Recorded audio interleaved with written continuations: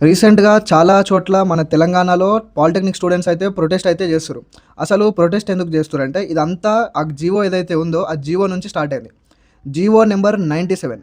ఆ GO number 97 దేని గురించి ఉందంటే ఈ పాలిటెక్నిక్ స్టూడెంట్స్ ఎవరైతే ఉంటారో వాళ్ళు ఇప్పటి నుంచి లాటరల్ ఎంట్రీ స్టూడెంట్స్ లాగా కన్సిడర్ కారంట.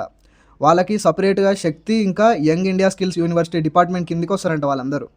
అయితే వాళ్ళు మామూలుగా ఏం చేస్తుండే ప్రతిసారి ఈసెట్ ఎగ్జామ్ రాసి వాళ్ళకి ఈసెట్ ర్యాంక్ ద్వారా ఏవైతే కాలేజ్‌లు వస్తాయో, ఆ కాలేజ్‌లలో వాళ్ళు డైరెక్ట్ సెకండ్ ఇయర్ స్టూడెంట్స్ లాగా లాటరల్ ఎంట్రీ ఇస్తుండే. అయితే ఇప్పటి నుంచి ఆ సిస్టమ్ అయితే ఉండదంట. వాళ్ళు సెపరేట్‌గా బీటెక్ చేయాలంటే వాళ్ళు మళ్ళీ ఇంజినీరింగ్ ఎంట్రన్స్ ఎగ్జామ్‌లు రాసి మళ్ళా ఫస్ట్ ఇయర్ నుంచి చదవాలంట. అంటే వాళ్ళు పాలిటెక్నిక్‌లో చదివినదంతా వేస్ట్ అనమాట ఇప్పటి నుంచి. మళ్ళీ వాళ్ళు ఫస్ట్‌కెళ్ళి స్టార్ట్ చేయాలి. సో, ఈ విషయంపై స్టూడెంట్స్ అందరూ అపోజ్ చేస్తూ ప్రొటెస్ట్‌లయితే చేస్తుర్రు. అయితే ఈ విధంగా ఏమైతదంటే వాళ్ళు పడిన కష్టం ఏదైతే ఉంటదో పాలిటెక్నిక్‌ల అది ఉత్తగానే వేస్ట్ అయితది. ఎందుకంటే వాళ్ళు ఆ 3 ఇయర్స్ కష్టపడేది direct second year lateral entry students లాగా కావడం కోసమే వాళ్ళు పాలిటెక్నిక్ చేస్తుర్రు.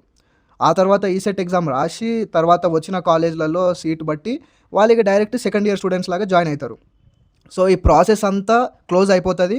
ఇంకా ఈ కొత్తగా పాస్ అయిన జీవో ద్వారా ఏమైతదంటే వీళ్ళు డిఫరెంట్ కేటగరీలోకెళ్ళిపోతారని చెప్పి స్టూడెంట్స్ యొక్క బాధ.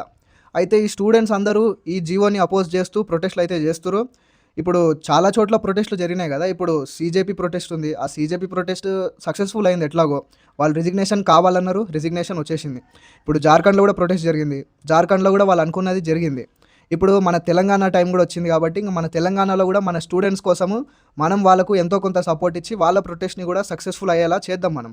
ఎందుకంటే ఇది మన స్టూడెంట్ సమస్య గాబట్టి, ముఖ్యంగా మన తెలంగాణలో ఉన్న స్టూడెంట్స్ యొక్క సమస్య గాబట్టి, మనం దగ్గరుండి వాళ్ళకు మద్దతు ఇవ్వాలని నేను కోరుకుంటున్నాను.